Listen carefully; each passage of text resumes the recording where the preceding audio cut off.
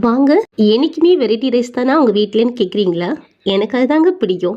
அம்மா ஒரு பேன் எடுத்துக்கிட்டாங்க. 1 டீஸ்பூனுக்கு ஆயில் ஊத்திக்கிட்டாங்க. 2 டீஸ்பூனுக்கு நெய் ஊத்திக்கிட்டாங்க. பட்டை, கிராம்பு, ஏலம், கல்பாசி, கறிவேப்பிலை போட்டு ஒரு தாளிப்பு முடிச்சுட்டாங்க. ஒரு பெரிய வெங்காயத்தை நீள்வாக்கில் கட் பண்ணி அதையும் வதக்கிட்டு அதோட கூட 2 பச்சை மிளகையும் போட்டு வதக்கிக்கிட்டாங்க. ஜிஞ்சர் கார்லிக் பேஸ்ட் 1 டீஸ்பூன் போட்டு அதையும் வதக்கி விட்டாங்க. ஒரு கைப்பிடிக்கு மல்லியிலையும் போட்டு வதக்கி விட்டாங்க. இப்போ கேபேஜை நீள்வாக்கில் கட் பண்ணி எடுத்துக்கிட்டாங்க. கேப்சிகம் பாதி எடுத்து அதையும் வெட்டி எடுத்துக்கிட்டாங்க.